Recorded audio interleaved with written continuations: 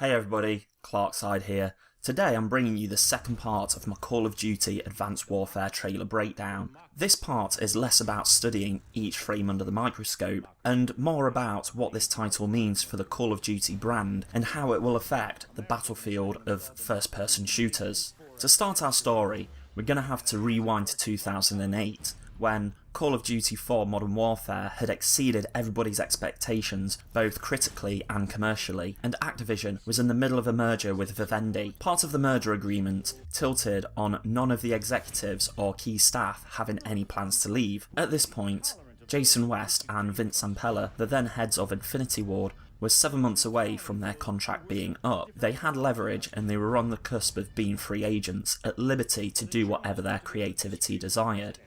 Activision, in their desperation to lock in Modern Warfare 2 and seal the deal with Vivendi, were willing to promise these hotshots the moon on a stick. They struck a deal that meant that West and Zampella had full control over the franchise. To quote their lawyer in an interview with Game Informer a few years later, "There's another sentence that states Activision cannot do a Call of Duty branded game post-Vietnam without their permission. They can't do Vietnam, post-Vietnam, near future or distant future without Jason and Vince's approval." What this means is, they finish Modern Warfare and Activision wants to use the multiplayer mode and perks and all this stuff and put it into Black Ops, they have to ask their permission. And if Activision wants to do Call of Duty Asia as an MMO with Modern Warfare assets, they have got to get their permission. So, after this agreement, where did it all go wrong? Activision had given over the reins to one of their highest earning franchises to a pair of guys that were in no rush to release Modern Warfare 3 straight after Modern Warfare 2. They had factored into their agreement that they wanted to have a crack at another project, a sci-fi shooter that was different to the Modern Warfare baby that they'd been nurturing. With a 2-year development cycle per game at this point, it was going to be 4 years until Activision could milk their Modern Warfare cash cow again.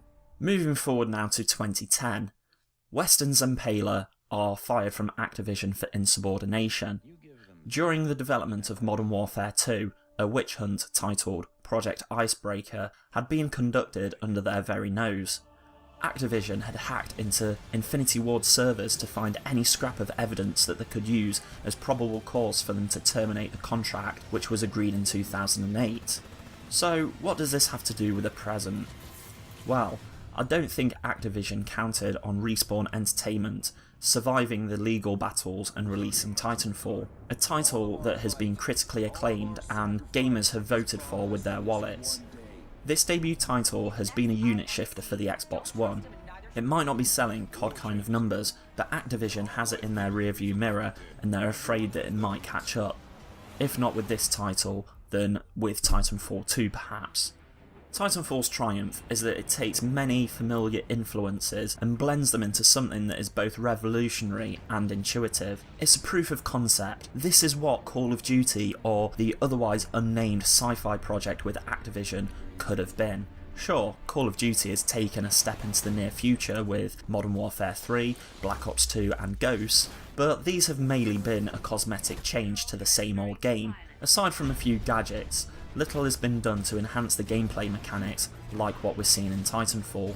That is until now. The announcement trailer for Advanced Warfare has too many similarities with West and Zampella's vision for it purely to be a coincidence. There's exoskeletons, mech suits, wall climbing, albeit not the wall running like we see in Titanfall, wall hacks, cloaking and augmented jumping to name a few things.